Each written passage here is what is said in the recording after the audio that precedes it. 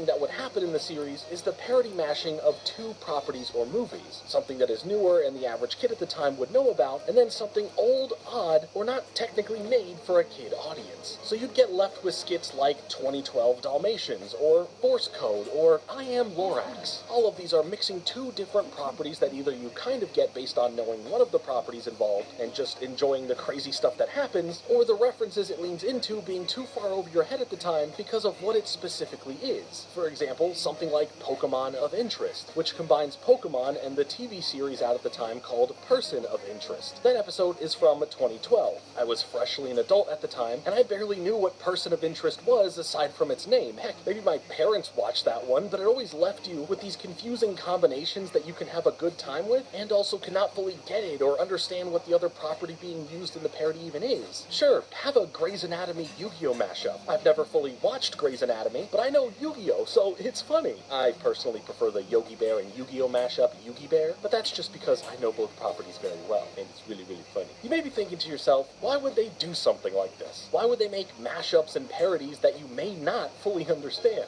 Is there someone out there that is really going to get and fully appreciate After Bert, a parody of the awful 2013 M. Night Shyamalan film After Earth, but now it has Sesame Street characters in it? It's me. Hi, I appreciate it. But realistically, this whole setup of confusion for some was actually done so on purpose. Still won't take readership surveys. There's never been a demographic study. Or Republican. We don't care if they're going to get it. You know, that's what makes Mad great. Maybe he would ask his father. I like to think that we've made the kids aware of the fact that they should be very careful what they buy. I think Mad acts as a bridge between adolescence and adulthood, and we sort of start to prime them to the fact that the world ain't such a hot place, and you're going to get burned a couple of times, and don't believe everything you read or what people say to you. Have a healthy suspicion about life. The people behind Mad Magazine had been doing parodies that would relate to stuff that their younger readers wouldn't necessarily understand, but it caused them to be curious, to ask questions, to ask an adult, to seek out more information. Sometimes you were making fun of stuff that were over my head. Well, that was sort of the charm. And we figured either kids will get it, or they won't, and they'll look it up and find out. Or 5 years later, they're looking at old man thinking, oh, now I get that joke. In today's age, while you could still ask your parents or an adult, you now have access to things like the internet, Google, Ask Jeeves, Bing! Okay, well, no one's using that last one. But there was always this type of view when creating the parodies and jokes. They didn't care if you didn't get the joke, because one day you will. And it might make what was already absurd and funny even more so with some context. These ideas would be applied here in the concept of Mad on Cartoon Network. I'll speak more about this person a little bit later in the video, but in an interview with Comics Alliance, creator of the show Kevin Shinnick said, our target audience is actually younger than that of the magazine. What that means to me is that the things that I am going to reference are things that kids 8 to 15 know. But I want the show to be funny for everybody. To keep my sanity, I want to make myself laugh. So I think what we've done well here at the show is to really ride that line. I almost feel like I'm writing 2 shows in every episode. A lot of people have come to me, and it is such a treat when I am told this. So many parents say, I love watching the show with my kid. They're laughing at stuff that I don't get, and they get to share with me what I'm missing, and I'm laughing at stuff that they don't get, and we get to have this dialogue about what the inside joke is. The original mentality of the people behind the magazine itself can be clearly seen here within its own unique way. He continued on to say, if I am writing something where the dialogue is for kids, I'm going to make sure the visuals are something for adults. If the dialogue is a little funnier or more risque for the adult, then I'm going to make sure that what they are looking at is something that they recognize or enjoy. We want to give kids the feeling that they're watching something they technically shouldn't be watching, although they are allowed to watch it. That's why we aired so close to Adult Swim. The show would definitely find that balance, that fine line that made it fit perfectly between both Cartoon Network proper and Adult Swim. You could feel when watching any of the skits play out that there are jokes and references baked into it that fits the bill for both younger viewers and older viewers. Going back to the series today, yeah, there was a lot that I missed from when I was younger and a surprising amount of visuals and jokes that I wouldn't expect to see on regular Cartoon Network. So then, how would a typical episode of the series play out? Let's talk about that. Man, new series premieres Monday, September 6th at 8:30. We now return you to your regularly scheduled program. Let's take a look at the first episode of the series that came out on September 6th, 2010. Right off the bat, from the intro sequence alone, you get a taste of what you're in for with all of these different styles of animation, and all of these recognizable pop culture figures coming together straight out of the pages of the magazine. Wasting no time after that, we get into our first big skit that pokes fun at the 2009 film Avatar, calling it Avaturd, showing us these larger cutout heads of the actors as we get a more cut-down story from the movie filled with jokes at the movie's expense, like poking fun at the name of the mineral unobtainium from the movie by calling it stupid namium. They take this joke a bit further by poking fun at themselves, showing that Alfred E. Newman came up with that stupid name of the mineral. Who is Alfred E. Newman? Well, I'm going to get to him next after this, so don't go anywhere.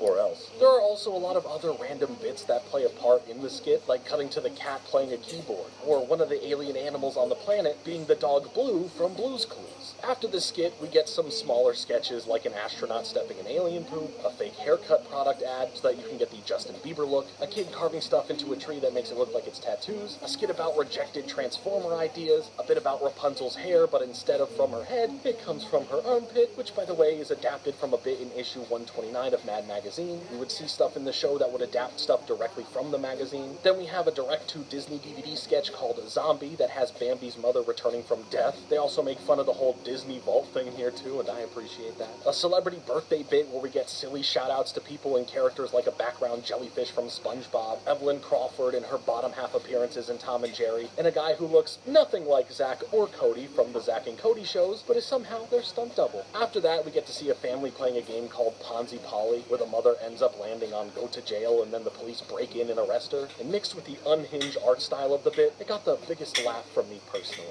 Then for more games, next it's Where's Lady Gaga? Clearly trying to be like Where's Waldo, as it pokes fun at the times that she would wear these crazy ridiculous outfits that people were either split on saying that's iconic or what the heck am I looking at. And then a pumpkin gets cosmetic surgery before we get a fun Spy vs. Spy cartoon, and by the way, Spy vs. Spy comes from Mad Magazine in case you were ever curious about that. Next we get Supervillains for Your Health, a somewhat PSA-style bit where a supervillain comes to give advice about something related to health, but here it's about yawning being contagious, featuring Sinestro from the Green Lantern comics. Things quickly escalate, he tries to make a quick buck off the kids by selling them on the power of his ring having the cure for yawning, but then he just obliterates them. And finally, we end the first episode on one of those proper mashups that the series would be known for, combining the worlds of the hit series CSI Miami and iCarly, giving us, yeah, you've probably guessed it, CSI Carly. Here, Carly, Sam, and Freddie from iCarly end up joining Horatio Kane from CSI Miami to help solve a case. The silly bits from the iCarly crew end up both getting in the way before somehow they end up helping solve the case. While both shows get jokes at their own expense, you can tell that something like this came together out of the mashup name title being somewhat funny. But despite not having a true purpose for why these two shows were mashed together, the main goal was to just make you laugh and be something a little bit silly, to which it achieved just that. No time here within the episode feels wasted. It's a quick 11 minutes of sketches that never overstays their welcome by going on for too long. There's this great mixture of animation that celebrates the origins of the magazine, as well as it just lets the animators shine with all these unique and often crazy ideas. This is the basic formula to an episode though. 2 or so larger bits that could contain a mashup like we saw with CSI Carly, plus a bunch of smaller sketches that could be parodies of infomercials that sell you products, one-off ideas that are just silly like the pumpkin short, Spy vs. Spy because you need it in there, and so many bits that just feel right at home here, or maybe even home on another place, like Adult Swim with Robot Chicken kind of already being what this mad cartoon is, but just for an older audience. There's a reason for that specifically, but first I mentioned the name Alfred E. Newman, and you definitely saw him appear throughout this whole episode, so who is he later? Man. Ha! Leaving again! Mom like RWs and her money sent with cash pickup.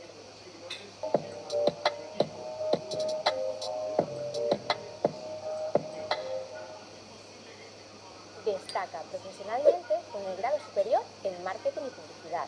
En Universal te formarás para convertirte en un profesional versátil y creativo capaz de liderar campañas innovadoras y de alto impacto. Matrículate en esta titulación oficial, donde aprenderás a crear estrategias de marketing digital, gestionar la comunicación publicitaria, analizar el comportamiento del consumidor y dominar las últimas tendencias en publicidad y branding. Te esperamos en Universal.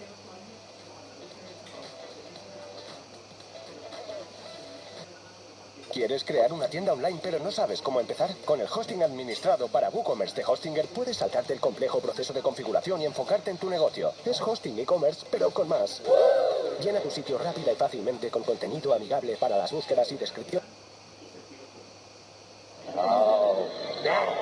You know this face right here? Well, this is Alfred E. Newman, the mascot of MAD. The origins of this character come from old advertisements dating as far back as 1894. Any true origin of when this character was originally drawn or used before 1894 is currently lost to time, but the name Alfred E. Newman came from the inspiration of the music composer Alfred Newman, spelled slightly differently than this Alfred Newman, as well as from the Henry Morgan Show, as Henry would refer to random harmless people he would mention as Newman. Harvey Kurtzman found the character on a postcard saying that it was a face that didn't have a care in the world, except mischief. Alfred would then first be used officially on the cover of Mad number 21 in March of 1955, using the image that was originally made for advertisements now being used to poke fun at advertisements. Once Mad changed into a magazine format a few issues later, Alfred would be included on the top border of the magazine with the phrase, "What? Me worry?" written underneath. This was up until issue 30 in December of 1956, where after Harvey was no longer the editor of Mad and Al Feldstein had taken over, he wanted to turn the character into more of a mascot that all of these other brands had at the time, and thus, Alfred being on the cover and being the official mascot for Mad became a real ongoing thing. With the success of the magazine continuing on from there to get bigger and bigger, we started to see where Mad would begin branching out into other forms of media. So let's mention the other ventures out there that Mad took, because maybe you didn't know that there were a couple of actual attempts to make an animated version of Mad, all before we would get to Mad on Cartoon Network. In 1974, we got to see the Mad Magazine TV special, an animated satirical half-hour of television that never got to really come out based on this technically being a pilot for what could have been a show at the time, but one that was never picked up. Why? Well, it comes down to the way Mad pokes fun at products and advertisers, and for ABC to make the money to fund the series, they would, like any TV show, need ads during the commercial breaks. I'll speak about the whole relationship between Mad and ads more shortly, but no one wanted to have their ads play around the series, so it just lives on as this one-off special that, for what it's worth, really feels like an animated version of the magazine. Remember though, I said a couple of attempts? Well, in 1988, another pilot was in the works for a potential animated series of Mad Magazine. This time, however, it was being developed by Hanna-Barbera, and it ended up technically being lost media for quite some time, up until the end of 2017 when the YouTuber Mad Magazine Collector got his hands on the pitch book for the series, which was titled Mad Super Special, as well as in 2020 we saw a partial segment from the series in animated form that gave you a peek into what this series would have been like, or, well, at least what the pilot would have been like. The clip is only 2 minutes long, and for now the pilot for Mad Super Special remains partially found.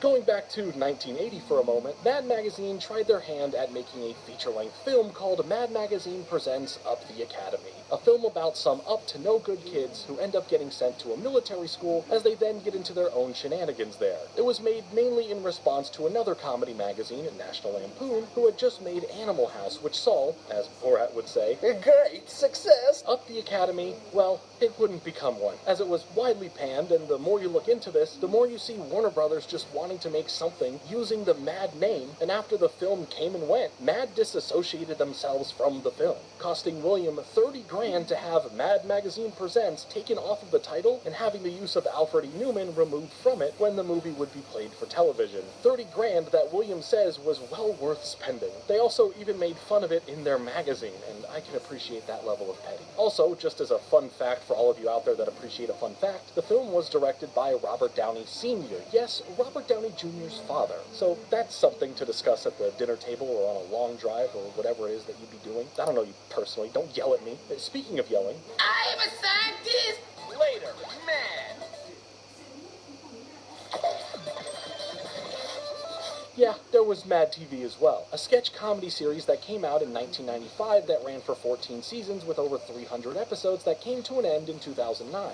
Right before, we would see the Mad cartoon series come a little over a year later on Cartoon Network. Mad TV, on its own, would deserve a standalone video based on everything that happened surrounding the show, the massive stars and famous people you may know today who came from Mad TV, and so much more. So what I will do is link to a friend of mine's video, Fredster2000, who made a very in-depth look into Mad TV that is well worth your time. But in general, Mad TV is sort of like the magazine in some ways, and also completely different in many others. For one, it's a sketch comedy show that aims to be more like SNL, more so than how Mad on Cartoon Network is a sketch comedy show that aims to be an animated version of the magazine. There are still plenty of callbacks, references, bits of animation, and more that all do feel like there is this love and respect for Mad's magazine origins. But Mad TV really went on to build its own legacy that can stand separately from the magazine altogether. Mad